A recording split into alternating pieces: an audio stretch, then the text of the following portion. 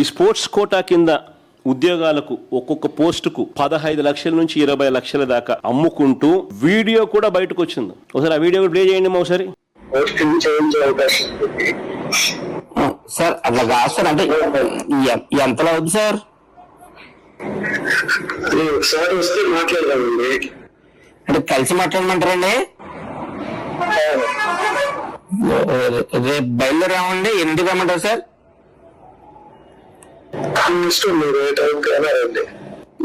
సరే సార్, ఇప్పుడు మా చెల్లి కూడా కావాలంటే నేను ఒక్కన మా బావ నేను వస్తే సరిపడు. మీ ఎక్కడైనా రండి, మీ ఒక్కరైనా రండి, ఆవిడ కానీ పర్లేదు, మీరే మాట్లాడుకోవడం చేసుకుంటాండి. అవును సార్. అదే సరే సార్, అయితే రేపు 10 గంటలకల్లా వచ్చేస్తాం సార్. వచ్చి మీకు కాల్ చేస్తాం సార్ ఈ నెంబర్కి.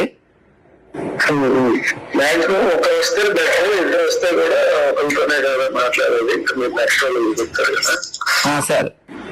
ఏం లేదు, కొంచెం ఇది సీక్రెట్ గా చేసుకున్నారు కదా. ఓకే, తప్పకుండా సార్, నాకు అర్థమైంది సార్. ఏమో సార్, ఎంతానంటే నేను ఒకసారి మరి ఫిగర్ చెప్తే నేను ఒకసారి రెడీ చేసుకుంటాం సార్. మేము కూడా అందుకని అడుగుతున్నాం సార్. సార్ ఇది డిఎస్సి లో పోస్టింగ్ ఐడియా ఉంది. అవును సార్. మీరు వచ్చేసి మార్కెట్ ఇప్పుడు 15 లక్షలు అట్లా నడుస్తుంది. బాబా ఎంతంటే పెట్టలేమండి. ఏంటంటే డైరెక్ట్ గా పోస్టింగ్ ఇవ్వట్లే కదా. సరే అందుకన్నా మీరు వచ్చి మాట్లాడితే నెగోషియేషన్స్ చేద్దామంటే చేద్దాం. సరే సార్, అయితే ఓకే అండి, మాట్లాడతాను. ఓకేనా? అలాగే అండి. నేనైతే నేను యాక్చువల్ ఏంటంటే నేను ఇప్పుడు టైం తక్కువ ఉంది కాబట్టి ఇంటికే పిలిపించి మాట్లాడుతున్నా, ఇంట్లోనే మాట్లాడుతున్నా. ఓకే సార్, అలాగే సార్. కొంచెం పర్సనల్ గా వస్తే మాట్లాడుతున్నా. తప్పకుండా సార్. ఓకే అండి, థ్యాంక్ యూ సార్. కొంచెం పర్సనల్ గా ఇది డిస్కస్ చేసుకోవాలి. లేదో చెప్పిందండి, మా చెల్లి చెప్పిందండి. పోస్ట్ ఇంపార్టెంట్ కదా సార్, మా ప్రజెంట్ వస్తామండి, చూసుకుంటాం సార్. సరే అండి. ఆంధ్రప్రదేశ్ ప్రభుత్వ లోగో డీపీగా పెట్టుకొని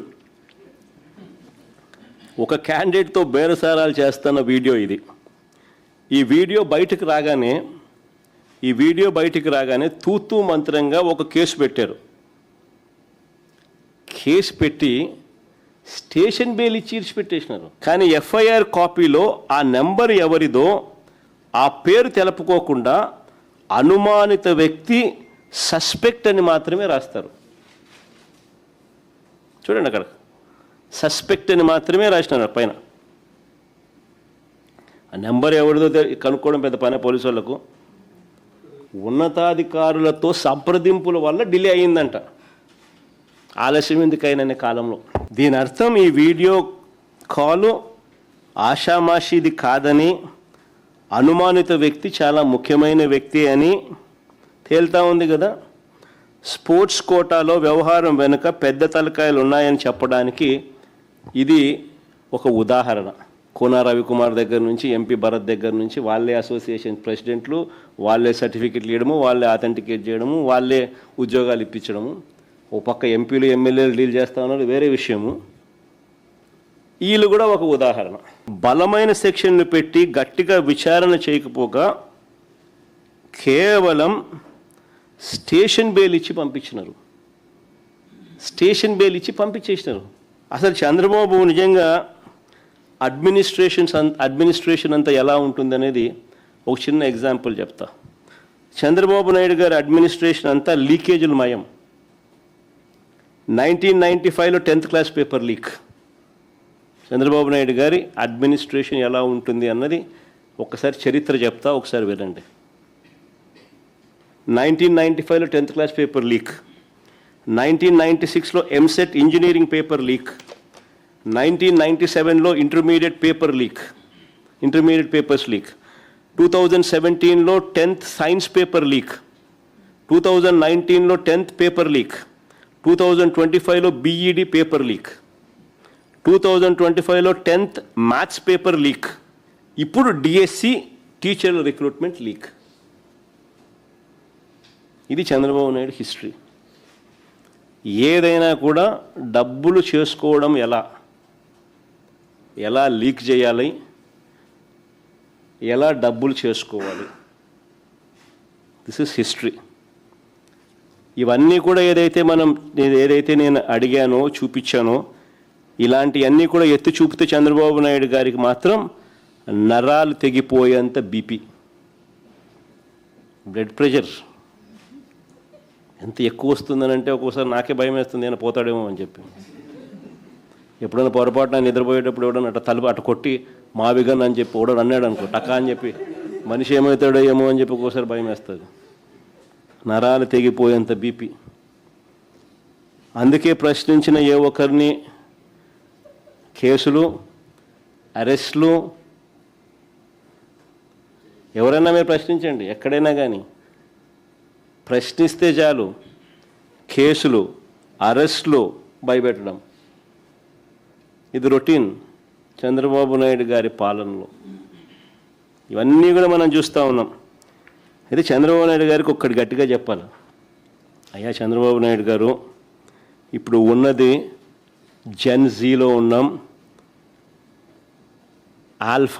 జెన్ ఆల్ఫా కూడా వచ్చేసింది. నువ్వు గన ఈ మాదిరిగా తప్పు చేసినాక ఈ మాదిరిగా ఇబ్బందులు పెట్టే కార్యక్రమాలు ఒప్పుకోకుండా ఇబ్బందులు పెట్టే కార్యక్రమాలు చేస్తే కాక్రోచెస్ లేస్తాయి. గుర్తుపెట్టుకో చంద్రబాబు అని చెప్తా ఉన్నా. అదేనా ఎంక్వైరీ అన్నది రాష్ట్ర ప్రభుత్వమే చేస్తే న్యాయం ఎలా జరుగుతుంది?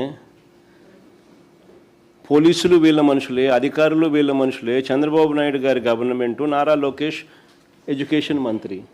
న్యాయం ధర్మం జరగాలి అని అంటే, ప్రివేలెంట్గా ఉండాలి అని అంటే థర్డ్ పార్టీ ఏజెన్సీ రావాలి. సిబిఐ లాంటి ఎంక్వైరీ సంస్థ వస్తే అప్పుడు నీకు ఏదైనా న్యాయం ధర్మం జరుగుతుందా? బేసిక్లీ కాక్రోచ్ పార్టీనా ఇంకొకట పక్కన పెడితే Durga, the most important thing is these are youngsters. వీళ్ళకు న్యాయం చేయలేకపోతే what is the government doing? Government ఇన్ని తప్పులు చేస్తూ ఉన్నప్పుడు ప్రశ్నించే హక్కు ప్రతి ఒక్కరికి ఉంది. And Gen Z is part of that. వారి ఆస్పిరేషన్స్ను నువ్వు గన నలిపేస్తే నిర్దాక్షిణ్యంగా ఆటోమేటిక్లీ కోట్ల మంది కాక్రోచ్లు వస్తారు. అందులో ఒక జగన్ కూడా ఒకడవుతాడు. అంతే తప్పనిచ్చి everybody is a cockroach who's going to fight for the justice, who's going to fight for justice.